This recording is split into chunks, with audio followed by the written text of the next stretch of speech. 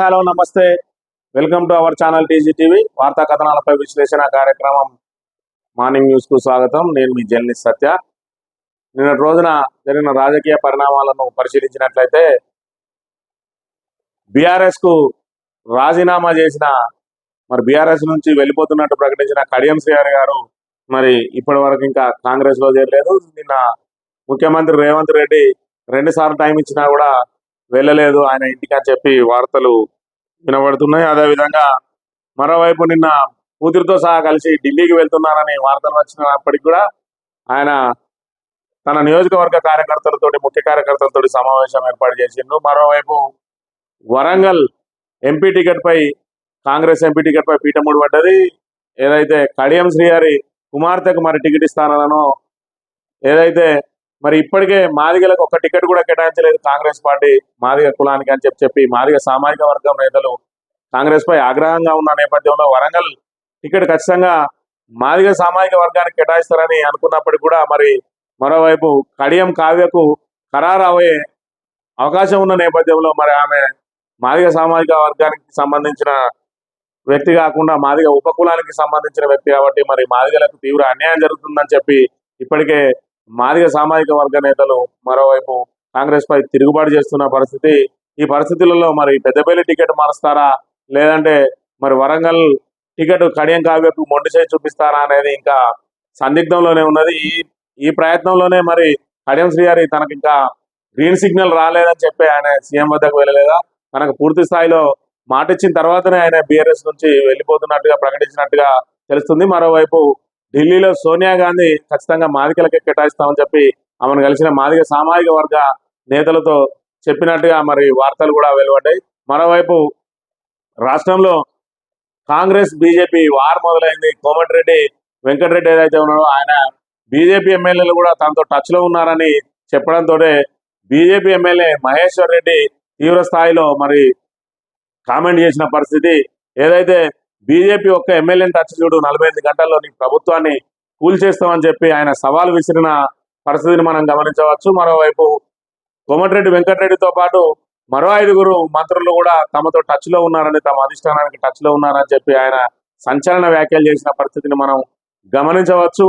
మరోవైపు కాంగ్రెస్ లో ఏక్నాథ్ షిండే కోమటిరెడ్డి వెంకటరెడ్డి ఆయన కూడా ఆయన ఆరోపణ చేసిన పరిస్థితిని గమనించవచ్చు. ఒకవైపు ఏక్నాథ్ షిండే వ్యవహారం ప్రధానమంత్రి రాష్ట్రంలో పర్యటన జరిగినప్పటి నుంచి తెర మీదకి వచ్చినప్పటికీ ఏక్నాథ్ షిండే రేవంత్ రెడ్డి అవుతాడని ఒకసారి, మరోవైపు పొంగులేటి శ్రీనివాసరెడ్డి అని ఒకసారి, తాజాగా కోమటిరెడ్డి వెంకటరెడ్డి ఏక్నాథ్ షిండేగా మారతారని, కానీ ఆయన అధిష్టానం నమ్ముతలేదని ఈయన 10-20 మంది ఎమ్మెల్యేలను పట్టుకొని రావడానికి సిద్ధంగా ఉన్నట్టుగా కూడా ఈయన ఆరోపణలు చేసిన పరిస్థితి మహేశ్వర్ రెడ్డి. చూద్దాం తాజా పరిణామాల నేపథ్యంలో రాజకీయం ఎంతవరకు దారితీస్తుందో చూద్దాం. పత్రికల వార్తల విషయానికి వస్తే తెలంగాణ పత్రికలో మంత్రుల ఫోన్లు ట్యాప్ చేస్తున్నది ఎవరు? కాంగ్రెస్ పాలనలో సొంత పార్టీల ఫోన్లు ట్యాపు నిఘా పెట్టారేమోనని మంత్రుల ఆందోళన. వరుసగా బయటకు వస్తున్న మంత్రి పొన్నం ఆడియోలు అనుమానాలు వ్యక్తం చేస్తున్న మంత్రి సన్నిహితులు ఫోన్లు ట్యాప్ చేసే మంత్రి సీతక్కకు సంబంధించిన ఇసుక లారీలను పట్టుకున్నారా అన్న అనుమానాలు. ఫోన్ ట్యాపింగ్ భయంలో మంత్రులు, ముఖ్య నాయకులు సొంత మంత్రుల ఫోన్లు ట్యాప్ చేయాల్సిన అవసరం ఏంటి? ఎవరిని కంట్రోల్లో పెట్టడానికి ఇదంతా చేస్తున్నారు? ఓవైపు రాష్ట్రంలో ఫోన్ ట్యాపింగ్ కేసు హడావిడి, ఆ హడావిడిలోనే మంత్రుల ఫోన్లు ట్యాప్ అవుతున్నాయా? కొత్త అంశం తెర మీదకి వచ్చింది. మంత్రుల ఫోన్లు ట్యాప్ అవుతున్నాయి ఇప్పుడు ప్రస్తుత కాంగ్రెస్ ప్రభుత్వంలో అని చెప్పి ఇక్కడ తెలంగాణ పత్రిక ఏదైతే కాంగ్రెస్ నాయకులు అనుమానాలు వ్యక్తం చేస్తున్నారో వాళ్ళ అనుమానాల నేపథ్యంలో ఒక వార్తను ప్రచురించింది. అదేవిధంగా ఈ మధ్య పొన్నం ప్రభాకర్ అధికారులతో మాట్లాడిన ఆడియో కానీ, అదేవిధంగా ఆయన కార్యకర్తలతో మాట్లాడిన ఆడియోలు కూడా 1-2 బయటకు వచ్చిన పరిస్థితి. ఒకవైపు అధికారులు ఎట్టి పరిస్థితుల్లో ఆ ఆడియోను బయట పెట్టే పరిస్థితి లేదు కాబట్టి ఫోన్ ట్యాపింగ్ ద్వారానే ఆ ఆడియోను లీక్ చేశారా అని చెప్పి పొన్నం సన్నిహితులు కూడా అనుమానాలు వ్యక్తం చేస్తున్న పరిస్థితిని తెలంగాణ పత్రిక ఇక్కడ ప్రచురించింది. అదేవిధంగా మంత్రి సీతక్కకు సంబంధించి కూడా ఇసుక ఏదైతే బయటకు వచ్చిందో ఇసుక లారీలను వదిలేయమన్నారు సీతక్క పిఏ అని చెప్పి, అది కూడా ఫోన్ ట్యాపింగ్ ద్వారానే జరిగిందని చెప్పి అనుమానాలు వ్యక్తమవుతున్నాయి. ఒకవైపు ఫోన్ ట్యాపింగ్ కేసు ఏదైతే ఉందో అది రాష్ట్రంలో సంచలనం సృష్టిస్తుందని, అదేవిధంగా బీఆర్ఎస్ నేతల మెడలకు చుడదాం అనుకున్న కేసు అందులో ఎవరైతే పోలీస్ అధికారులే చిక్కుకొని పావులుగా మారి వాళ్ళే బలిపశువులుగా మారుతున్న ప్రస్తుత పరిస్థితులలో మరి కాంగ్రెస్ ప్రస్తుత ప్రభుత్వం కూడా ఫోన్ ట్యాపింగ్ పాల్పడుతోందని చెప్పి ఇక్కడ సంచలన కథనాన్ని అయితే మరి ప్రచురించింది. మరి రాబోయే రోజుల్లో ఏం జరుగుతుందో దీనికి సంబంధించిన అంశాన్ని చూద్దాం. ఇకపోతే ఫోన్ ట్యాపింగ్ కేసుపై సీఎంఓ నుంచే లీకులు, ఫోన్ ట్యాపింగ్ కేసులో విచారణపై అనుమానాలు, కాంగ్రెస్ మీడియాలోనే వరుస కథనాలు, కేసుపై ముందుగానే సొంత మీడియాకు లీకులు, త్వరలో కీలక నేతల అరెస్టు అంటూ మరో లీకు, చెంచలగూడలో వీఐపీ బ్యారక్ సిద్ధం చేస్తున్నారన్న పోస్టు, సర్కార్ కావాలనే లీకులు ఇస్తున్న ఫోన్ ట్యాపింగ్ అంశాన్ని రాజకీయంగా వాడుకోవడానికి రేవంత్ ప్రభుత్వం ఏదైతే ఉన్నదో దాన్ని ఫోన్ ట్యాపింగ్ ను మరి ఫోన్ ట్యాపింగ్ కి సంబంధించి ముందుగా తన తాబేదారు పత్రికల ద్వారా వార్తలు రాయించి ఆ తర్వాత ప్రణీత్ రావును అరెస్ట్ చేసిర్రు. ఆ తర్వాత దాన్ని బీఆర్ఎస్ మెడకు చుట్టడానికి ఇందులో ఫలానా వాళ్ళు ఉన్నారు అని చెప్పి రోజుకో లీకులు ఇచ్చుకుంటూ, అదేవిధంగా ఏదైతే విచారణ జరుగుతుందో ఆ విచారణ అంశాలు ఈరోజు ఈ విచారణ జరిగింది, ఈ రోజు వీళ్ళ పేరు బయటకు వచ్చిందని చెప్పి ఏదైతే ముందు రోజు పత్రికలో వస్తుందో ఆ తర్వాత రోజు ఫలానా అధికారులను అరెస్ట్ చేస్తారనగానే తెల్లారి ఆ అధికారి అరెస్ట్ అవుతున్నాడంటే మరి ముందుగానే సీఎంఓ నుంచే ఈ లీకులు జరుగుతూ ఉన్నాయి. ఏదైతే దక్కన్ క్రానికల్ పత్రికకు సంబంధించి మరి మన రేవంత్ రెడ్డి సన్నిహితుడు ఉన్నాడో ఆ సన్నిహితుని ద్వారా మరి ఇవన్నీ లీకులు చేస్తున్నట్టుగా, అదేవిధంగా ఆ పత్రిక సంబంధించిన కీలక కరెస్పాండెంట్ కూడా ఎక్స్ లో మరో బీఆర్ఎస్ నేతను ఇందులో అరెస్ట్ చేయబోతా ఉన్నారు. చెంచల్గూడ జైల్లో విఐపి బ్యారక్ ను సిద్ధం చేస్తున్నారని చెప్పి ఆయన ఎక్స్ లో పోస్ట్ చేసిన అంశాన్ని ఉటంకిస్తూ ఇక్కడ వార్తను ప్రచురించింది. ఏదేమైనా ఫోన్ ట్యాపింగ్ లో ఎవరు చిక్కరా అనేది తర్వాత ముచ్చట గానీ ఫోన్ ట్యాపింగ్ ద్వారా మాత్రం రాజకీయంగా లబ్ధి పొందాలని చెప్పి మరి రేవంత్ రెడ్డి ప్రభుత్వం ఇందులో దాన్ని బీఆర్ఎస్ మెడకు చుట్టడానికి ప్రయత్నం చేస్తా ఉన్నది. అందులో భాగంగా ఇప్పటికే అనేక మంది మరి పోలీస్ అధికారుల మెడకు ఈ కేసు చుట్టుకున్నది. దీనిలో మరి విస్తుగొల్పే అంశాలు ఏదైతే ఫోన్ ట్యాపింగ్ ను మరి విచ్చలవిడిగా అధికార దుర్వినియోగం చేస్తూ వాడుకొని మరి ఒకవైపు వ్యాపారులను, మరోవైపు రియల్ ఎస్టేట్ వ్యాపారులను, వివిధ అక్రమ మార్గాలు చేసే వాళ్ళ ఫోన్లన్నీ కూడా వినుకుంటూ వాళ్ళని బ్లాక్మెయిల్ చేసి వాళ్ళ దగ్గర నుంచి డబ్బులు దండుకున్న అంశాలన్నీ వెలుగులోకి వస్తున్న పరిస్థితిని మనం ఇక్కడ గమనించవచ్చు. మరి ఏదైతే ఎక్స్ లో పోస్ట్ చేసిందో దక్కన్ క్రానికల్ ప్రతినిధి మరి దాని ప్రకారం బీఆర్ఎస్ నేత ఎవరైనా ముఖ్యమైన నేతను అరెస్ట్ చేస్తారా వేచి చూడాలి. ఏదైతే మరి వీళ్ళు ముందుగానే లీకులు ఇస్తున్నారో ఆ లీకుల ప్రకారమే జరుగుతున్నాయి కాబట్టి ఎవరో ఒక బీఆర్ఎస్ నేతను అరెస్ట్ చేస్తేనే ఇదంతా బీఆర్ఎస్ మెడకు చుట్టవచ్చు అనే ఆలోచనలో కూడా ఉన్నట్టుగా తెలుస్తుంది. మరోవైపు కేటీఆర్ మీరు ఎవరినైనా అరెస్ట్ చేసుకొని అందులో ట్యాపింగ్ లో పాల్గొన్న ఎవరినైనా చట్ట ప్రకారం శిక్షించండి, దమ్ముంటే అరెస్ట్ చేయండి అని చెప్పి ఆయన సవాల్ చేసిన పరిస్థితిని కూడా మనం ఇక్కడ గమనించవచ్చు. లేకపోతే మహేశ్వర్ రెడ్డి చేసిన వ్యాఖ్యలకు సంబంధించిన వార్తను ఇక్కడ మనం గమనించవచ్చు. బీజేపీతో టచ్ లో 6 మంత్రులు, కోమటిరెడ్డి వెంకటరెడ్డితో పాటు మరో 5 బీజేపీ ఎల్పీ నేత ఏలేటి మహేశ్వర్ రెడ్డి సంచలన వ్యాఖ్యలు. 5 మంత్రులు ఎవరన్న దానిపై ఆసక్తికర చర్చ, తాను మాత్రం లేనన్న మంత్రి పొన్నం ప్రభాకర్. ఏదైతే ఏలేటి మహేశ్వర్ రెడ్డి నిన్న కోమటిరెడ్డి వెంకటరెడ్డి తమతో బీజేపీ ఎమ్మెల్యేలు కూడా టచ్ లో ఉన్నారని చెప్పి ఆరోపణ చేసిన నేపథ్యంలో తీవ్రంగా స్పందించిన ఏలేటి మహేశ్వర్ రెడ్డి కోమటిరెడ్డి వెంకటరెడ్డి, ఏకనాథ్ షిండే అని ఒకవైపు, మరోవైపు ఆయనతో పాటు 5 మంత్రులు కూడా టచ్ లో ఉన్నారని, తాము తలుచుకుంటే 48 గంటల్లో మీ ప్రభుత్వాన్ని కూల్చేస్తామని, మా ఎమ్మెల్యేని టచ్ చేసి చూడు మీ సంగతి చెప్తామని చెప్పి ఆయన సవాల్ చేసిన పరిస్థితిని మనం ఇక్కడ గమనించవచ్చు. లేకపోతే కాంగ్రెస్ బీజేపీ ఒకటేనా అని చెప్పి ఒక వార్తను ప్రచురించింది. ఏదైతే నిన్న కేటీఆర్ మీద బంజారా హిల్స్ పోలీస్ స్టేషన్లో కేసు నమోదు చేసిండ్రు. ఇది కాంగ్రెస్ నేత ఒక అతను మరి కేటీఆర్ మీద ఫిర్యాదు చేయడంతో ఆయనపై కేసు నమోదు చేసిండ్రు. కేసు విషయానికి వస్తే ఏదైతే రేవంత్ రెడ్డి మరి 2500 కోట్లు కప్పం కట్టిండు ఢిల్లీకి అని చెప్పి చేసిన వ్యాఖ్యల నేపథ్యంలో మరి ఆయన మీద కేసు బుక్ అయింది. మరి ఇదే అంశానికి సంబంధించి మరి ఇటు కిషన్ రెడ్డి, అటు బీజేపీ పార్టీ నిన్నటికి నిన్న ఏలేటి మహేశ్వర్ రెడ్డి కూడా ఆయన మీద ఆరోపణలు చేసినాం, సేమ్ అదే ఆరోపణలు చేసిర్రు. ఈయన పన్నులు వసూలు చేస్తాడు, ఇక్కడ రాహుల్ పన్ను వసూలు అవుతుంది, గజానికి ఇంత అని చెప్పి వసూలు చేస్తున్నారు అని కిషన్ రెడ్డి వ్యాఖ్యలు చేసిండు. కానీ బీజేపీ నేతల జోలికి పోవడానికి మాత్రం కాంగ్రెస్ సీఎం మంత్రులు భయపడతా ఉన్నారు. మరోవైపు వాళ్ళు బీజేపీలోనే చేరతారని చెప్పి వార్తలు వస్తున్న నేపథ్యంలో బీజేపీ నాయకులతో సన్నిహితంగా మెలుతున్న పరిస్థితి. మరోవైపు నిన్న ఏదైతే కోమటిరెడ్డి వెంకటరెడ్డి ఉన్నాడో ఆయన ఒక ఛానల్ కు మరి ఫోన్ లైన్ లో మాట్లాడుతూ తాను బీజేపీ మీద ఎలాంటి వ్యాఖ్యలు చేయలేదని, అతను తాను బీజేపీ జోలికి పోదలుచుకోలేదని చెప్పి మాట్లాడిన మాటలను కూడా మనం గమనించవచ్చు. అదేవిధంగా బీజేపీకి తనకు సన్నిహిత సంబంధాలు ఉన్నాయని చెప్పి నితిన్ గడ్కరీని కలిసి నేను ఎంపీగా ఉన్న సమయంలో అందరికంటే ఎక్కువ ఫండ్ తీసుకొచ్చుకున్నా అని చెప్పి ఆయన స్వయంగా వెల్లడించిన పరిస్థితిని కూడా మనం గమనించవచ్చు. ఈ పరిస్థితులలో మరి ఏలేటి మహేశ్వర్ రెడ్డి ఏదైతే మరి ఆరోపణ చేసిండో ఆ ఆరోపణకు బలం చేకూరే విధంగానే కోమటిరెడ్డి వ్యాఖ్యలు ఉన్నాయి. మరి ఒకవైపు ఏలేటి మహేశ్వర్ రెడ్డి కోమటిరెడ్డి వెంకటరెడ్డి అధిష్టానం నమ్మే పరిస్థితి లేదని చెప్పి చెప్తా ఉన్నాడు. మరి అదే పరిస్థితి కోసం ఆగిండా, లేదంటే ఏదైతే రేవంత్ రెడ్డి మన నల్గొండలో చక్రం దింపి తన స్నేహితుడు చామ కిరణ్ రెడ్డికి ఏదైతే టికెట్ ఇప్పించుకున్నాడో ఎంపీ టికెట్, మరి ఒకవైపు కోమటిరెడ్డి బ్రదర్స్ కు ఆ టికెట్ దక్కకుండా వాళ్ళ కుటుంబానికి టికెట్ దక్కకుండా అడ్డుకున్న నేపథ్యంలో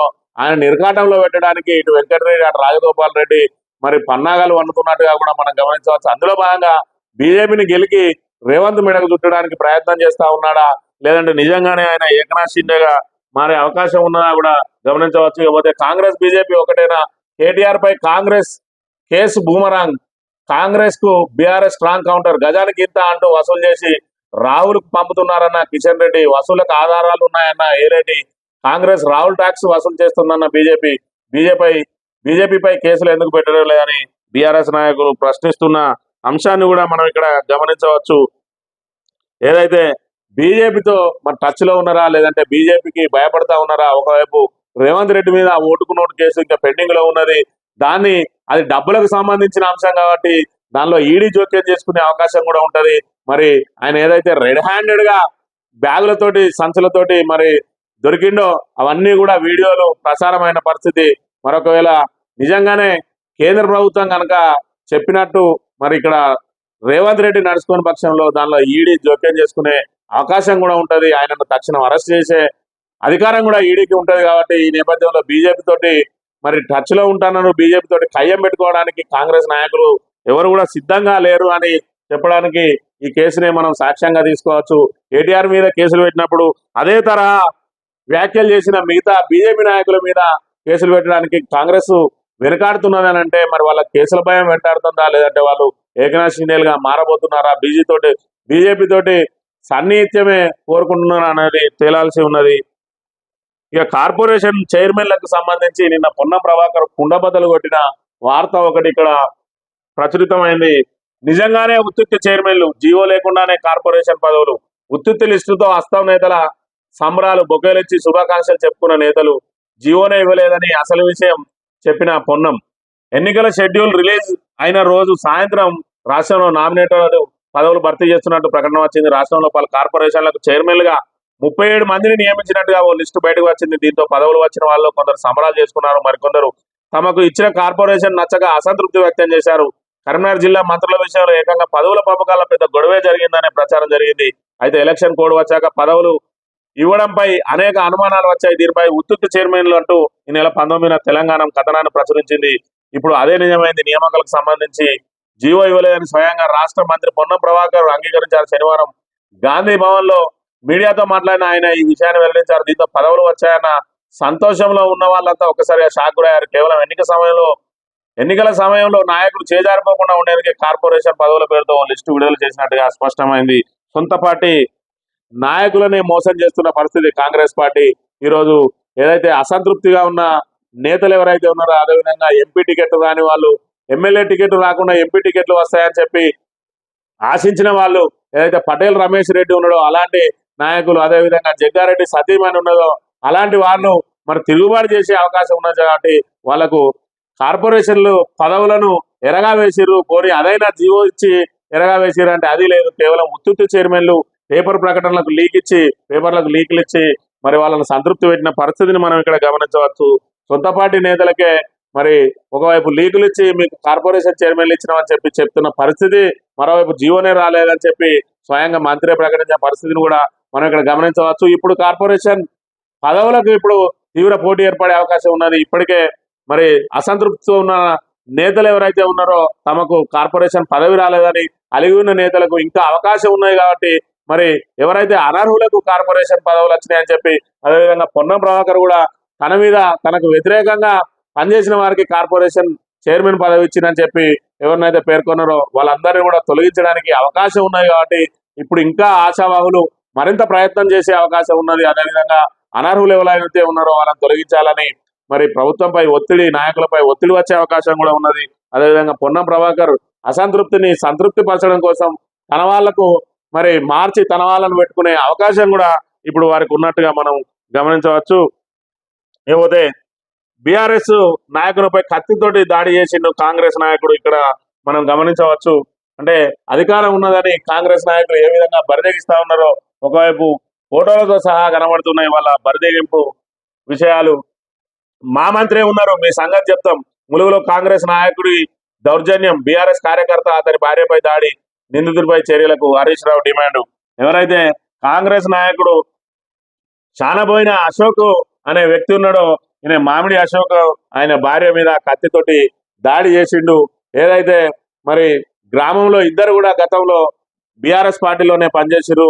ఇటీవల ఆయన కాంగ్రెస్ లో చేరి సీతక్క కుమారునికి ముఖ్యాంశరుడిగా ఉంటున్నాడు. ఈ దశలో మరి మామిడి అశోక్ ఆయన ఏ పనులు చేయకుండా అడుగడుగున అడ్డుపడుతున్న ఈ అశోక్ చానబోయిన అశోక్ అనే వ్యక్తి మరి ఆయన మీద అక్కసు పెంచుకొని ఆయనను ఎలాగైనా ఇబ్బందుల పాలు చేయడం కోసం అని చెప్పి ఆయన మీద ఏకంగా కత్తితోటే దాడి చేసిండు. అడ్డు వచ్చిన ఆయన భార్యకు కత్తిఘాటు గాయాలు కూడా అయినాయి. మరి ఈ విషయంగా పోలీసులకు ఫిర్యాదు చేసినప్పటికీ కూడా ఇంకా కేసు నమోదు చేసిన అవకాశాలు లేవు. ఈ విషయంగా మరి పోలీసుల వివరణ కూడా పత్రికా విలేకరులు కోరితే ఇద్దరు కొట్లాడుకున్నారు. మరి దాని మీద విచారణ చేయాల్సి ఉన్నదని చెప్పి పోలీసులు చెప్తున్న పరిస్థితిని మనం గమనించవచ్చు. ఏకంగా కత్తులతోటి దాడి చేసినా కూడా రాష్ట్రంలో కేసులు నమోదు చేసే పరిస్థితి లేదు. పోలీసులందరూ కూడా కాంగ్రెస్ కనసన్నలలో పనిచేస్తున్నారని చెప్పడానికి ఇదే సాక్ష్యం. మరి ఈ విషయంగా హరీష్ రావు మరి డీజీపీ కూడా ఫిర్యాదు చేసినట్టుగా ఇలా వార్తా కథనాలు మనం గమనించవచ్చు.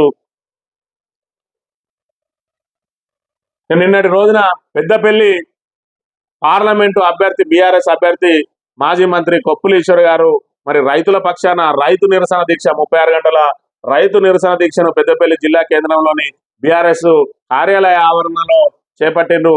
దానికి మరి పెద్దపల్లి పార్లమెంటు వ్యాప్తంగా పెద్దపల్లి జిల్లాకు సంబంధించిన రైతులందరూ కూడా నిన్న వెళ్ళి సంఘీభావం ప్రకటించిండ్రు.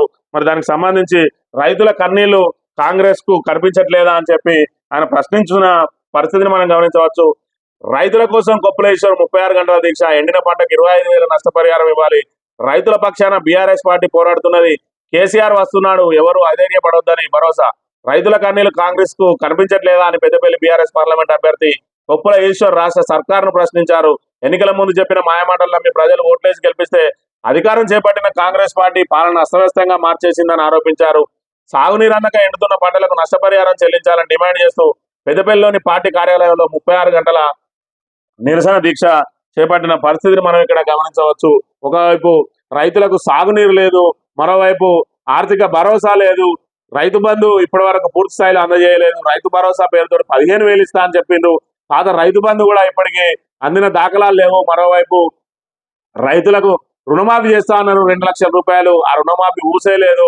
500 బోనస్ ఇస్తా అన్నారు, ఆ బోనస్ కు సంబంధించి ఇప్పటి వరకు ఎలాంటి ప్రకటన లేదు. మరి కౌలు రైతులకు 15,000 ఇస్తా అన్నారు, అదేవిధంగా రైతు కూలీలకు 12,000 ఇస్తా అన్నారు. ఆర్భాటంగా ఏదైతే 6 గ్యారంటీలు అమలు చేస్తామని చెప్పారో అందులో రైతుకు సంబంధించి ఒక్క గ్యారంటీని కూడా అమలు చేయని పరిస్థితి. మరి 6 గ్యారంటీలలో రైతు భరోసా ఉన్నది, అదేవిధంగా 500 బోనస్ ఉన్నది. కౌలు రైతుకు సంబంధించి 15,000 ఇస్తా అన్నారు, అదేవిధంగా 12,000 రూపాయలు రైతు కూలికి ఇస్తా అన్నారు. ఇవి కూడా ఇవ్వకపోగా కనీసం మరి యథావిధిగా వచ్చే సాగునీరును కూడా అందించడంలో విఫలమైన.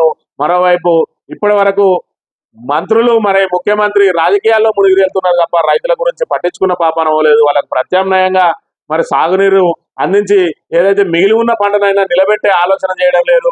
లేదంటే మేము మీకు నష్టపరిహారం చెల్లిస్తామని చెప్పి కనీసం ప్రకటన చేయడం లేదు. రైతులకు భరోసా కల్పించడం లేదు, కనీసం పరామర్శించడం లేదని చెప్పి బీఆర్ఎస్ నాయకులు అందరూ కూడా మరి ఏదైతే రైతులకు సంబంధించి వాళ్లకు భరోసా కల్పించడం కోసం రంగంలోకి దిగిన పరిస్థితిని గమనించవచ్చు. ఈ రోజు నుంచి మరి బీఆర్ఎస్ అధినేత కేసీఆర్ స్వయంగా నల్గొండ, సూర్యాపేట మరి జిల్లాల్లో కూడా ఆయన స్వయంగా రైతుల వద్దకు వెళ్లి పొలాల్లో పంట పరిశీలన చేపట్టి రైతులకు భరోసా కల్పించడానికి మరి స్వయంగా రంగంలోకి దిగుతున్న పరిస్థితి. ఇంత చేస్తున్నా కూడా కాంగ్రెస్ కు దున్నపోతు మీద వాన పడ్డట్టు ఇప్పటి వరకు రైతుల పక్షాన స్పందించిన పాపాన పోలేదు. మరి రైతులకు ఇప్పటికైనా మీరు రైతుల పక్షాన మీరు చర్యలు తీసుకోకపోతే మీ మెడలు వంచే వరకు మేము పోరాటం చేస్తామని చెప్పి పెద్దపల్లి పార్లమెంట్ అభ్యర్థి, అదేవిధంగా పెద్దపల్లి జిల్లా పరిషత్ చైర్మన్ పుట్ట మధుకర్, మాజీ ఎమ్మెల్యేలు మరి దాసరి మనోహర్ రెడ్డి, కొప్పుల ఈశ్వర్, అదేవిధంగా ప్రభుత్వ మాజీ విప్పు బాల్క సుమన్, దాంతోపాటు వివిధ స్థాయిలో ఉన్న నాయకులు, అదేవిధంగా మాజీ గ్రంథాలయ చైర్మన్ రఘువీర్ సింగ్, వీళ్ళందరూ కూడా ప్రభుత్వాన్ని హెచ్చరించిన పరిస్థితిని మనం ఇక్కడ గమనించవచ్చు.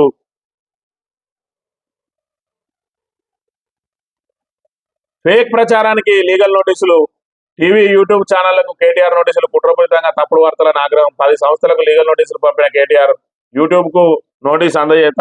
ఏదైతే గత ప్రభుత్వం మీద అసత్య ఆరోపణలు చేసి అనేక అబద్ధ ప్రచారాలు చేసిరో ఆ ప్రచారాలు నేటికి కొనసాగుతూ ఉన్నాయి. ఇప్పటికైనా మీరు వాస్తవాలను ప్రచురించండి, లేదంటే మీ మీద చట్టపరంగా చర్యలు తీసుకుంటామని చెప్పి కేటీఆర్ హెచ్చరించినప్పటికీ కూడా అయినా కూడా వాళ్ళకి సంబంధం లేని విషయాలలో మా ఫోటోలను పెట్టి ఫేక్ ప్రచారాలు చేస్తున్నారని చెప్పి ఆయన తీవ్రంగా స్పందించి మరి ఏవైతే తమకు వ్యతిరేకంగా అబద్ధ ప్రచారాలతోటి, అసంబద్ధ వార్తలతోటి మరి ఫేక్ ప్రచారాలు చేస్తున్న యూట్యూబ్ ఛానళ్లకు, అదేవిధంగా వివిధ మీడియా సంస్థలకు కూడా ఆయన నోటీసులు జారీ చేసిన పరిస్థితి, అదేవిధంగా యూట్యూబ్ కూడా నోటీసులు అందజేసిన పరిస్థితిని మనం ఇక్కడ గమనించవచ్చు. ఇక నమస్తే తెలంగాణ విషయానికి వస్తే, కేసీఆర్ రైతు ఉద్యమం అన్నదాతకు అండగా నేడు పొలం బాట. కాంగ్రెస్ సర్కారుపై గులాబీ పోరు పతాక. రాష్ట్ర సాధన పోరాటాన్ని తలపించే కార్యాచరణ. జనగామ, సూర్యాపేట, నల్లగొండ జిల్లాల రైతుల పొలాల వద్దకు కేసీఆర్. సూర్యాపేటలో మీడియా సమావేశం అని చెప్పి ఇక్కడ ఒక వార్తను ప్రచురించింది. ఏదైతే రైతులు మరి పొలాలు ఎండిపోయి రైతు గుండెలు బాదుకుంటూ ఉన్నాడో, మరి గుండె తడారిపోతా ఉన్నదో, పొలం ఎడారి రైతు గుండె తడారి అని చెప్పి ఇక్కడ ఏదైతే ఫోటోలు ప్రచురించిందో రాష్ట్రంలో ఉన్న రైతుల దయనీయ పరిస్థితికి అద్దం పట్టే ఫోటో.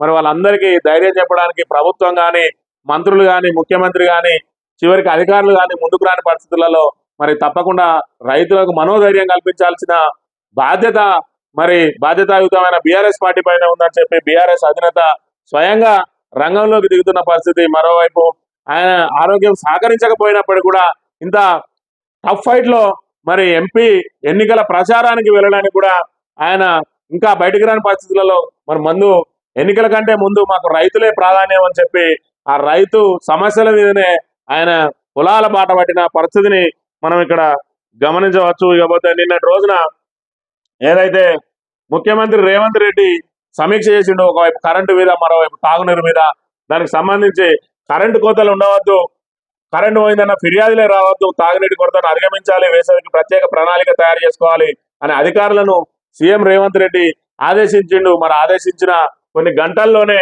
మరి ఏదైతే కేకే ఇంటికి ఆయన సంప్రదింపుల కోసం పోయిండో, ఆయన వచ్చిన సమయంలోనే కరెంటు లేని పరిస్థితిని మనం ఇక్కడ గమనించవచ్చు. స్వయంగా మరి ముఖ్యమంత్రి ఆదేశించిన గంటల వ్యవధిలోనే హైదరాబాద్ ఏదైతే తెలంగాణ రాజధానిలో మరి కరెంటు లేని పరిస్థితిని మనం ఇక్కడ గమనించవచ్చు. మరి స్వయంగా ముఖ్యమంత్రికే ఈ అనుభవం ఎదురైతుంది. మరోవైపు ఆయన మాట్లాడతాడు కదా, అంటే కరెంటు కోతలు కావాలని సృష్టిస్తా ఉన్నారు ప్రభుత్వాన్ని బదనాం చేయడానికి అని చెప్పి. మరి స్వయంగా నువ్వు పోయిన కేకే ఇంటి దగ్గరనే కరెంటు కట్ చేసింది ఎవరు? మరి బీఆర్ఎస్ కరెంటు కట్ చేసిందా? పైనుంచి కరెంటు తీసుకురావడంలో విఫలమైన నువ్వు మరి ఈరోజు అధికారుల మీద నెపం నెట్టి ఎన్నికల్లో మరోసారి లబ్ధి పొందడానికి చేస్తున్న ప్రయత్నాన్ని ప్రజలందరూ కూడా గమనిస్తా ఉన్నారు. నువ్వు చెప్పిన గంటల వ్యవధిలోనే మరి కరెంటు కోతలు ఉన్నాయనంటే కరెంటు కొరత ఏ విధంగా ఉన్నది రాష్ట్రంలో అని మరి ఆ పరిస్థితికి ఈ సంఘటన అద్దం పడుతున్న విషయాన్ని కూడా మనం గమనించవచ్చు. ఇక మహేశ్వర్ రెడ్డి వ్యాఖ్యలను ఇక్కడ ప్రచురించింది కోమటిరెడ్డి. కాంగ్రెస్ షిండే ఆయనే స్వయంగా గడ్కరీతో చెప్పారు, ఇది వాస్తవం. మా వద్ద సీఎం రేవంత్ రెడ్డి అక్రమ వసూళ్ల చిట్టా, ఆర్ ట్యాక్స్ పేరిట ఇప్పటికే 3,000 కోట్ల వసూలు. బీజేపీ ఎమ్మెల్యే మహేశ్వర్ రెడ్డి సంచలన ఆరోపణలు. బీజేపీ ఎమ్మెల్యేలను ముట్టుకునే సాహసం చేయవద్దు. మా ఎమ్మెల్యేలో ఒక్కరిని ముట్టుకుంటే బిడ్డ 48 గంటల్లో నీ ప్రభుత్వం కూలిపోతుంది. మేము హుందాగా ఉన్నాం, ప్రజల తీర్పును గౌరవించి గమ్మున ఉన్నాం. గేట్లు తెరిస్తే కాంగ్రెస్ ఖాళీ అవుతుంది. తాను షిండే అవుతానని కోమటిరెడ్డి వెంకటరెడ్డి గతంలో గడ్కరీతో అన్నారు. ఆయన చెప్పింది వాస్తవమే. మా అధిష్టానంతో వెంకటరెడ్డితో పాటుగా 5గురు మంత్రులు టచ్ లో ఉన్నారు అని చెప్పి నిన్నటి రోజున మరి మహేశ్వర్ రెడ్డి సంచలన వ్యాఖ్యలు చేసిన పరిస్థితి. మరి దీని మీద కాంగ్రెస్ పార్టీ ఏ విధంగా స్పందిస్తుంది అనేదాన్ని మనం వేచి చూడాలి. ఇప్పటికే మరి కోమటిరెడ్డి వెంకటరెడ్డి ఆయనే కాంగ్రెస్ లో చేరుతా అన్నాడు, మంత్రి పదవి కావాలన్నాడు. ఆయన కాంగ్రెస్ లో ఆయన మాకు అవసరం లేదని చెప్తే కావాలని చెప్పి మా మీద అబండాలు వేస్తాడని చెప్పి ఆయన చెప్తున్న పరిస్థితి. మరోవైపు నిన్నటి రోజున గడ్కరీ తోటి సన్నిహితంగా ఉన్న వీడియోలన్నీ కూడా సోషల్ మీడియాలో చక్కర్లు కొట్టినాయి. ఏదైతే కోమటిరెడ్డి వెంకటరెడ్డి గడ్కరీ తోటి సన్నిహితంగా ఉన్న వీడియోలన్నీ చక్కర్లు కొట్టినాయి. మరోవైపు రేవంత్ రెడ్డి అక్రమ వసూల చిట్టా ఉన్నది. రాహుల్ ట్యాక్స్ పేరిట ఇప్పటికే 3,000 కోట్లు వసూలు చేసిరని చెప్పి ఇక్కడ మహేశ్వర్ రెడ్డి పత్రికా ముఖంగా సంచలన ఆరోపణలు చేసిరు. మరి రేవంత్ రెడ్డి 2,500 కోట్లు కప్పం కడుతుందని చెప్పి మాట్లాడిన ఏదైతే కేటీఆర్ మీద బంజారా హిల్స్ పోలీస్ స్టేషన్లో కేసు నమోదు చేసిరు. మరి మహేశ్వర్ రెడ్డి ఇంకా 500 కోట్లు పెంచి 3,000 కోట్లు వసూలు చేసిందని చెప్పి బాజాప్తా పత్రికా ప్రకటనలో ఇచ్చిండు. మరి ఈయన మీద కేసులు పెట్టడానికి మాత్రం కాంగ్రెస్ పార్టీ జంకుతా ఉంది. అంటే బీజేపీ కాంగ్రెస్ నాయకుల చుట్టంతా బీజేపీ చేతిలో ఉన్నది. ఇక్కడ వీళ్ళు రాహుల్ గాంధీ చెప్పినట్టు కాదు, బీజేపీ చెప్పినట్టే నడుచుకునే పరిస్థితి ఉన్నది. అందులో భాగంగా ఇప్పటికే మరి టికెట్ల కేటాయింపులో కూడా ఏదైతే బీజేపీకి అనుకూలంగా మరి ఏ బలమైన అభ్యర్థులను కాకుండా బలహీనులైన అభ్యర్థులను బీజేపీకి వ్యతిరేకంగా నిలబెడుతున్నారని చెప్పి విమర్శలు వస్తున్న నేపథ్యంలో బీజేపీ నాయకుల పట్ల మెతక వైఖరి కనబరుస్తూ ఒక ఎమ్మెల్యే ప్రభుత్వం మొత్తాన్ని గడగడలాడిస్తున్న పరిస్థితిని మనం ఇక్కడ గమనించవచ్చు. అంటే బీజేపీకి కాంగ్రెస్ ఏ విధంగా వణికిపోతుందనే విషయాన్ని కూడా మనం ఇక్కడ గమనించవచ్చు. మరి ఇప్పటికైనా స్పందించి ఇదే కేటీఆర్ మీద ఏదైతే కేసు నమోదు చేసిరో మహేశ్వర్ రెడ్డి మీద కేసు పెట్టే దమ్ము కాంగ్రెస్ నాయకులకు ఉన్నదా మనం ఇక్కడ వేచి చూడాలి. లేకపోతే బీఆర్ఎస్ నాయకుల మీద హత్యాయత్నం చేసిన ఫోటోని ఇక్కడ మనకు ప్రధానంగా ప్రచురించింది నమస్తే తెలంగాణ పత్రిక.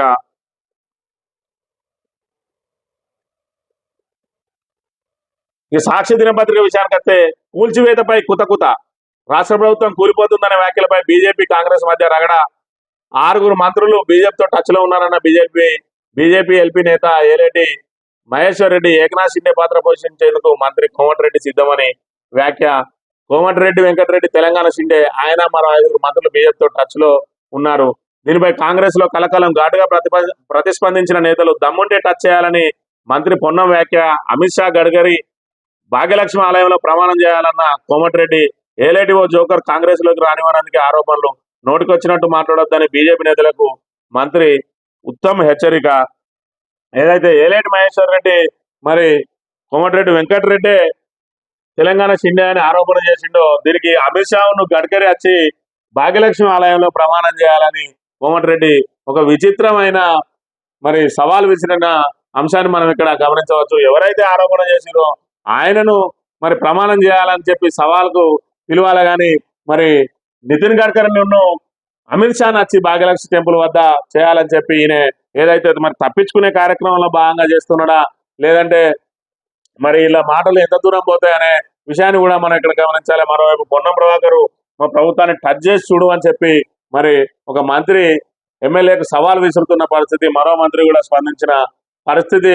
ఒకవైపు మరి వాళ్ళిద్దరి వ్యక్తిగత విషయం అని చెప్పి వదిలేయకుండా ఇదంతా కూడా చిలికి గాలివానగా మారి ఇదే రేపు ఎంపీ ఎన్నికల తర్వాత రాబోయే కొత్త మార్పుకు నాందిగా మారబోతుందా అన్న అనుమానాలు కూడా వ్యక్తమవుతున్నాయి. మరి ఎంపీ ఎన్నికల తర్వాత ఎవరు ఏకనాథ్ షిండేగా మారుతారు, మరి ప్రభుత్వాన్ని ఎవరు కూర్చారు అనే విషయాలన్నీ కూడా మరి త్వరలో తెలియబోతాయి. ఇక ప్రధానంగా మన భారత మాజీ ప్రధాని పివి నరసింహారావు గారికి భారతరత్న ప్రకటించిన కేంద్ర ప్రభుత్వం రాష్ట్రపతి ద్వారా ఆయన కుమారునికి అందించిన వార్తను ఇక్కడ ప్రధానంగా ప్రచురించింది సాక్షి దినపత్రిక. పివికి భారతరత్న, ఆయనతో సహా 4 మరణానంతరం ప్రధానం. అవార్డు అందుకున్న పివి కుమారుడు ప్రభాకర్ రావు, మాజీ ప్రధానమంత్రులు పివి నరసింహారావు, చౌదరి చరణ్ సింగ్ వ్యవసాయ శాస్త్రవేత్త, ఎంఎస్ స్వామినాథన్ బీహార్ మాజీ సీఎం, కర్పూరి ఠాకూర్ కు మరణానంతరం దేశ అత్యున్నత పౌర పురస్కారం భారతరత్నను ద్రౌపది ముర్ము రాష్ట్రపతి గారు ప్రదానం చేశారు. పివి నరసింహారావు తరపున ఆయన కుమారుడు పివి ప్రభాకర్ రావు పురస్కారం అందుకున్నారు. ఎల్కే అద్వానీకి ఆదివారం ఆయన నివాసంలో ముర్ము పురస్కారాన్ని ప్రదానం చేయనున్నారు. తెలుగు ఖ్యాతిని నలుదిశలా విస్తరింపజేసిన మరి నాయకుడు పివి నరసింహారావు. ఆయన కాంగ్రెస్ పార్టీకి సేవలు అందించి కాంగ్రెస్ పార్టీ ద్వారా ప్రధానమంత్రి అయితే ఆయన మరణం తర్వాత కాంగ్రెస్ పార్టీ ఆయనను తీవ్రంగా అవమానించిన పరిస్థితిని మనం ఇక్కడ ప్రధానంగా గుర్తు చేసుకోవాలి. ఆ రోజు ఆయన మృతదేహాన్ని ఢిల్లీలోని కాంగ్రెస్ ఆఫీసులో పెట్టడానికి మరి కాంగ్రెస్ నాయకత్వం ఒప్పుకోక, అదేవిధంగా ఆయనకు అక్కడనే ప్రధానమంత్రిగా చేసింది వచ్చి అక్కడనే సమాధి కేటాయించే అవకాశం ఉన్నప్పటికీ కూడా ఆయనను హైదరాబాద్ కు వెళ్ళగొట్టిన పరిస్థితి. మరోవైపు హైదరాబాద్ లో కూడా ఆయన శవం సగం గాలి అది మీడియాలో దుమారం రేగిన పరిస్థితి. కాంగ్రెస్ ఘోరంగా అవమానించింది. దాంతోపాటు ఆయనకు తర్వాత 10 ఏళ్ళు అధికారంలో ఉన్న కాంగ్రెస్ పార్టీ, కేంద్రంలో అధికారంలో ఉన్న కాంగ్రెస్ పార్టీ ఒక్కరోజు కూడా ఆయనకు భారత రత్న ఇవ్వడానికి ఆలోచన చేయలేదు. ఈరోజు కాంగ్రెస్ కు బద్ధశత్రువు అయిన బీజేపీ ప్రభుత్వం ఈరోజు ఆయన గురించి ఆలోచించి ఆయనకు భారత రత్న కేటాయించింది అని చెప్తే మరి తెలుగు ఖ్యాతిని నలుదిశలా వెలువరించిన మరి పివి నరసింహారావు కాదు, మొత్తం యావత్ తెలంగాణకు ఉమ్మడి ఆంధ్రప్రదేశ్కే దక్కిన గౌరవంగా మనం ఇది భావించాలి. కాంగ్రెస్ సొంత నాయకునికి అవమానం చేస్తే ఈరోజు బీజేపీ మరి తమ శత్రు పార్టీలో ఉన్న నాయకుడిని గౌరవించి ఈరోజు భారతరత్న అందించడాన్ని మనందరం కూడా స్వాగతించాల్సిన అంశం. రేవంత్ రెడ్డికి కేకే ఆహ్వానం మేరకు ఆయన నివాసానికి వెళ్ళిన సీఎం కాంగ్రెస్ నేతలు కడియం శ్రీహరి, కావ్య ఆయన చేరే ఛాన్స్ కాంగ్రెస్ లో చేరిన మేయర్ విజయలక్ష్మి. మొన్ననే విఎస్ చెప్పిండు మరి రేవంత్ రెడ్డిని ఉద్దేశించి, రేవంత్ రెడ్డి నువ్వు రేవంత్ రెడ్డి అంటే ఒక వ్యక్తివి కాదు, ఈరోజు తెలంగాణ రాష్ట్రానికి ముఖ్యమంత్రివి, మరి నీ స్థాయిని తగ్గించుకొని నువ్వు పార్టీలో చేరమని అందరి ఇళ్ల చుట్టూ తిరగద్దు, ఎవరన్నా కలవాలంటే నీ ఇంటికి రావాలని చెప్పినప్పుడు కూడా ఆయన స్వయంగా ఇంటింటికి వెళ్ళి మరి పార్టీలోకి ఆహ్వానిస్తున్న పరిస్థితిని మనం గమనించవచ్చు. మన విహెచ్ హనుమంతరావు చేసిన ఆరోపణల తర్వాత కూడా మళ్ళీ కేకే ఇంటికి వెళ్ళి ఆయన ఆహ్వానించిన పరిస్థితిని మనం ఇక్కడ గమనించవచ్చు. ఇది ప్రజాప్రభుత్వం. మరి ఏదైతే రేవంత్ రెడ్డి చేస్తున్న ఆయన పాలనను పక్కకు పెట్టి కేవలం పార్టీల ఇప్పుడు ఎంపీ ఎలక్షన్లలో పార్టీ ఎలా నిలదొక్కోవాలనే అంశం మీదనే ఉన్నాడు. మరి ఈ సమయం కాస్త జారిపోతే రైతుల ఉన్న పొలాలు కూడా ఎండిపోయే పరిస్థితి ఉన్నాయి. కాబట్టి దీని మీద దృష్టి కేటాయించాలి. నిన్న రోజున సమీక్ష చేసినప్పుడు కరెంటును తాగునీరు మీద చేసింది, కానీ మరి రైతులకు ప్రత్యామ్నాయ మార్గాల మీద ఆలోచన కూడా చేయలేదు. దానికి సంబంధించి మరి సీఎంఓ నుంచే పత్రికా ప్రకటనలు ఇచ్చిర్రు, అందులో కూడా ఎక్కడ రైతులకు ప్రత్యామ్నాయ ఏర్పాట్ల మీద మాట్లాడినట్టుగా లేదు. అంటే రైతులకు కాంగ్రెస్ ప్రభుత్వం రైతుల మీద ఎంత ప్రేమను ఒలకపోతుంది అనే విషయాన్ని ప్రజలంతా ఇక్కడ గమనించాలి. లేకపోతే 100 రోజుల పాలన పోలీసు రాజ్యమే, ప్రభుత్వం మారిన నిర్బంధం కొనసాగుతుంది, ప్రజాస్వామ్య పరిరక్షణ మాటలకే పరిమితమైంది, ప్రజా సంఘాల నిఘా సమావేశంలో వక్తల అభిప్రాయాలు. రాష్ట్రంలో 100 రోజుల కాంగ్రెస్ పాలన పోలీసుల రాజ్యమే కనిపించిందని రాష్ట్రంలో ప్రజా సంఘాల ప్రతినిధులు ముక్తఖండంతో అభిప్రాయపడ్డారు. ప్రతి అంశంలోనూ పోలీసుల జోక్యం పెరిగిందని, గత 10 ఏళ్ల బీఆర్ఎస్ పాలనలో పోలీసులు చేసిన ఓవర్ యాక్షన్ ఇప్పటికీ కొనసాగుతుందని విమర్శించారు. అసెంబ్లీ ఎన్నికల ఫలితాలు వెలువడిన తర్వాత టీపీసీసీ అధ్యక్షుడిగా మీడియాతో రేవంత్ రెడ్డి మాట్లాడుతూ రాష్ట్రంలో ఏర్పాటయ్యే కాంగ్రెస్ ప్రభుత్వం ప్రజాస్వామ్యాన్ని పరిరక్షిస్తుందని పదే చెప్పారని, ఆ తర్వాత ముఖ్యమంత్రిగా బాధ్యతలు తీసుకున్న తర్వాత కూడా పలు సందర్భాల్లో వ్యాఖ్యలు చేశారని, కానీ ప్రజాస్వామ్య పరిరక్షణ అనేది మాటలకే పరిమితమైందని మండిపడ్డారు. రాష్ట్రంలో కాంగ్రెస్ ప్రభుత్వం 100 రోజుల పాలనపై ప్రజా సంఘాల ఆధ్వర్యంలో విశ్రాంత అధ్యాపకురాలు రమా మేల్కోట అధ్యక్షన శనివారం నిఘా రౌండ్ టేబుల్ సమావేశం జరిగింది. ఈ సందర్భంగా ప్రభుత్వం 100 రోజులు అనుసరించిన కార్యక్రమాలు, చేసిన పనులను రాష్ట్రంలోని వివిధ ప్రాంతాల నుంచి హాజరైన వక్తలు విశ్లేషించారు. అంతిమంగా 100 రోజుల పాలన మీద వాళ్ళ అభిప్రాయం పోలీసు రాజ్యమే నడుస్తుందని చెప్పి తేల్చి చెప్పినట్టుగా మనం ఇక్కడ గమనించవచ్చు. అంటే 100 రోజులలో కాంగ్రెస్ పాలన ఏ విధంగా ఉన్నది అని అంటే కాంగ్రెస్ పోలీసు రాజ్యమే నడుస్తూ ఉంది, అణచివేతలే సాగుతూ ఉన్నాయి. ఏదైతే ప్రజాపాలన సాగిస్తాము, స్వాతంత్ర్యాలు మేము కల్పిస్తాము, గత ప్రభుత్వం నిర్బంధం పెట్టింది, మరి మా ప్రజా ప్రభుత్వంలో నిర్బంధాలు ఉన్నాయి అని చెప్పి పేర్కొన్న రేవంత్ రెడ్డి మరి ద్వంద్వనీతికి పాల్పడతా ఉన్నాడు. ఆయన మాటలు చెప్పేది ఒకటి చేసేది ఒకటి విధంగా ఉన్నాయని చెప్పి ఇక్కడ రౌండ్ టేబుల్ సమావేశంలో మేధావులందరూ కూడా మరి తమ అభిప్రాయాలు వ్యక్తం చేసిన పరిస్థితిని మనం ఇక్కడ గమనించవచ్చు. ఈ ఆంధ్రజ్యోతి విషయానికి వస్తే కడియం శ్రీహరి వ్యాఖ్యలను ఇక్కడ మనం గమనించవచ్చు. కావ్య పోటీ ఓడిపోయే పార్టీ నుంచి వద్దనే పార్టీ మారాలనే ఆలోచన, అందుకే వరంగల్ నుంచి పోటీ చేయాలని కాంగ్రెస్ నుంచి పిలుపొచ్చింది, మీ అభిప్రాయం మేరకే నా నిర్ణయం అనుచరులతో కడియం, ఏ నిర్ణయం అయినా తాము మద్దతుంటుందన్న నేతలు నేడు ముఖ్యమంత్రి రేవంత్ రెడ్డి కలవనున్న తండ్రి కూతుర్లు. ఆయన సమక్షంలో కాంగ్రెస్ లో చేరనున్న కావ్య, నేను పార్టీ మారుతున్నది జనాల కోసమో నా నియోజకవర్గ డెవలప్మెంట్ కోసమో కాదు, నా కావ్యను నేను ఏదైతే ఎంపీగా చూడాలని చెప్పి నా కోరిక కాబట్టి మరి బీఆర్ఎస్ ఉంటే ఓడిపోయే పార్టీ కాబట్టి మరి గెలిచే పార్టీకి చేరుతానని చెప్పి ఆయన నిస్సిగ్గుగా ప్రకటించిన పరిస్థితిని మనం ఇక్కడ గమనించవచ్చు. కడియం శ్రీహరి అనే ఒక నాయకుడు మరి విలువలకు కట్టుబడి ఉండకుండా కేవలం నా బిడ్డ భవిష్యత్తు కోసం, నా బిడ్డను ఎంపీగా చూడాలనే నా కోరికను నెరవేర్చుకోవడం కోసం మాత్రమే నేను కాంగ్రెస్ పార్టీలో చేరుతున్నా, మీరు గంగల పోండి, కార్యకర్తలు గోదాట్లో పోండి, నియోజకవర్గం మంట కలిసిపోని నాకేం సంబంధం లేదు, నా బిడ్డ ఎంపీగా ఉంటే చాలు అన్నట్టుగా ఆయన వ్యాఖ్యలను మనం ఇక్కడ గమనించవచ్చు. ఇంత ఏజ్ వచ్చింది, మరి ఈయన బుద్ధి గడ్డి తింటుంది అనే దానికి ఈయన వ్యాఖ్యలే నిదర్శనం.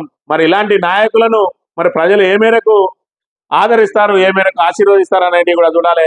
ఇలాంటి నాయకులకు మరి ప్రజలు ప్రజాక్షేత్రంలో బుద్ధి చెప్పినప్పుడే ఇలాంటి నాయకులు మరి తమ స్వార్థం కోసం పార్టీలు మారే అవకాశాన్ని మరి ఇంకోసారి పరిశీలించుకుంటారు. అలాంటి తప్పుడు పనులు చేయడానికి వెనుకాడతారు. కాబట్టి ప్రజలారా, ఇలాంటి దొంగలను తరిమి కొట్టినప్పుడే మరి ప్రజాస్వామ్యం పరిడవిల్లుతుంది.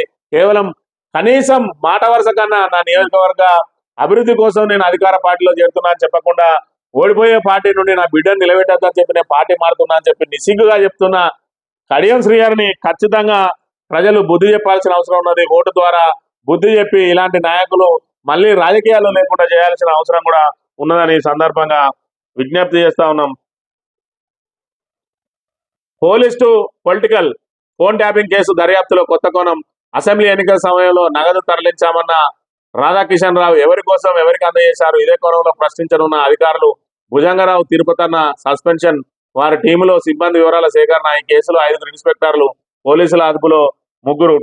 ఫోన్ ట్యాపింగ్ వ్యవహారంలో పాత్రధారులైన పోలీసుల అరెస్టు, వారి విచారణపై దృష్టి సారించిన దర్యాప్తు అధికారులు ఇక సూత్రధారులైన నేతలపై ఫోకస్ పెట్టారు. ముఖ్యంగా ఈ కేసు 2గా విడిపోయే సూచనలున్నాయి. మొదటిది ఫోన్ ట్యాపింగ్ కాగా, రెండోది ఎన్నికల టైంలో పోలీసులే తమ వాహనాల్లో డబ్బులు తరలించడం. ఈ రెండింటి వెనుక ఎవరున్నారు? ఏ నాయకుడు చెబితే పోలీసులు ట్యాపింగ్ డబ్బు తరలింపుకు పాల్పడ్డానన్నది త్వరలో తేలనున్నది. మరి లోపల జరిగిన అంశాలు ఏవైతే ఉన్నాయో మరి అది ఆంధ్రజ్యోతి పత్రికకి ఎట్లా లీక్ అయినాయి, ఇప్పటి వరకు పోలీసులు ఈ కేసుకు సంబంధించి మరి బులెటిన్లు అయితే విడుదల చేయడం లేదు. అధికారికంగా ఏ విషయాల్లో బయటికి చెప్పకపోయినా కూడా రోజుకొక అంశాన్ని తెర మీదకి తీసుకొచ్చి ఇప్పుడు ఎన్నికల డబ్బులను మరి టాస్క్ ఫోర్సు అధికారులు పోలీసు వాహనాల్లో తరలించారని చెప్పి ఒక కొత్త వాదనను తెర మీదకి తీసుకొచ్చింది. ఏ రకంగానైనా బీఆర్ఎస్ నాయకులను మరి టార్గెట్ చేయాలని, వాళ్ళ మెడకి కేసు చుట్టాలని చెప్పి ప్రయత్నం చేస్తా ఉన్నది. మరోవైపు కేసు వాళ్ళ మెడకు చుట్టుకున్నా చుట్టుకోకపోయినా, దానిలో ఆధారాలు లేకపోయినా కనీసం ఇలా లీకుల ద్వారా ప్రజల లోపల బీఆర్ఎస్ మీద బురద జల్లే కార్యక్రమాన్ని చేపడతా ఉన్నది కాంగ్రెస్ ప్రభుత్వం. ఈ విషయాన్ని ప్రజలు గమనించాలి. ఏపోతే కుక్కకు బొక్క దొరికినట్టు మరి ఫోన్ ట్యాపింగ్ అంశం రాధాకృష్ణకు దొరికింది. ఏదైతే తెలంగాణ మీద విషం కక్కే రాధాకృష్ణ ఉన్నాడో, ఆ రాధాకృష్ణ ట్యాపింగ్ దొంగలని చెప్పి ఆయన చిలక పలుకు ఈ మధ్య ఆంధ్రజ్యోతిలో 2-3 రోజులకు ఒకసారి చిలక పలుకులు వలుకుతా ఉన్నాడు. ఏదైతే తెలంగాణ ఎప్పుడు నాశనం అవుతుందని గోటికాన్ని నక్కలా చూసే మరి రాధాకృష్ణ రోజుకొక అంశంతో మరి తెలంగాణ మీద విషం కక్కే ప్రయత్నం చేస్తా ఉన్నాడు. ఈ ఆంధ్ర వ్యక్తి మన ఆంధ్రాకి సంబంధించి ఆంధ్ర రాజకీయాల మీద దృష్టి పెట్టి, లేకపోతే స్వయంగా ఆంధ్ర రాజకీయాల్లో ప్రత్యక్ష రాజకీయాల్లో పాల్గొనాలి, కానీ ఇక్కడ రాజకీయాలను మరి నాశనం చేసే విధంగా, అదేవిధంగా తెలంగాణ మీద బురద జల్లే విధంగా తెలంగాణ ప్రతిష్టను దెబ్బతీయడం కోసం తన పత్రికను అడ్డం పెట్టుకొని ఏదైతే రేవంత్ రెడ్డిని పావుగా వాడుకుంటూ ఇలా తెలంగాణ మీద బురద జల్లుతా ఉన్నాడు, తెలంగాణ మీద అసత్య ఆరోపణలు చేస్తా ఉన్నాడు. రోజుకొక అంశాన్ని తీసుకొని ఇక్కడ విషం కక్కుతున్న పరిస్థితిని కూడా మనం గమనించవచ్చు. అందులో ట్యాపింగ్ లో దొంగలు అని చెప్పి ఫోన్ ట్యాపింగ్ బాధ్యతలు చేపట్టిన అధికారులు ఎంత అరాచకంగా వ్యవహరించారో ఇప్పుడు తెలంగాణ పోలీసుల విచారణలో బయటపడుతుంది. కొంతమంది అధికారులు తమ అధికారులు అన్న విషయం విస్మరించి బీఆర్ఎస్ పార్టీ కార్యకర్తల కంటే అధ్వానంగా వ్యవహరించారు. మరి ఇప్పటి వరకు ఫోన్ ట్యాపింగ్ అంశానికి సంబంధించి హవాలా వ్యాపారుల దగ్గర కానీ మిగతా వాళ్ళ దగ్గర కానీ డబ్బులు వసూలు చేసిరంటే అది అధికారులు మరి అలా అధికార దుర్వినియోగం చేసి వాళ్ళ సొంతానికి డబ్బులు వసూలు చేసుకున్నట్టు అవినీతికి పాల్పడ్డట్టు అవుతుంది. కానీ బీఆర్ఎస్ కార్యకర్తలుగా వాళ్ళు పనిచేసినట్టు ఎక్కడ జరుగుతుంది?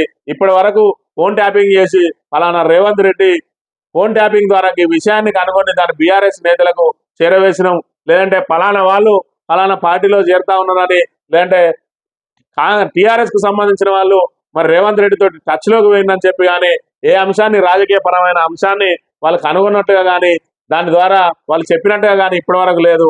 మరి వాళ్ళు ఏ విధంగా బీఆర్ఎస్ కార్యకర్తగా పనిచేసిరని చెప్పి ఈ ఆంధ్రజ్యోతి వేదవ మరి చిలక పలుకులు వలుపుతున్నాడు. ప్రజలందరూ కూడా గమనించాలి. ఇది కేవలం మరి బీఆర్ఎస్ మీద విషయం కక్కడానికి కాదు, యావత్ తెలంగాణ సమాజం మీద విషయం కక్కడానికే ఆంధ్రజ్యోతి పత్రికని ఇక్కడ తెలంగాణలో ఆంధ్ర పేరుతోటి ఆంధ్రజ్యోతిని నడిపిస్తా ఉన్నాడు.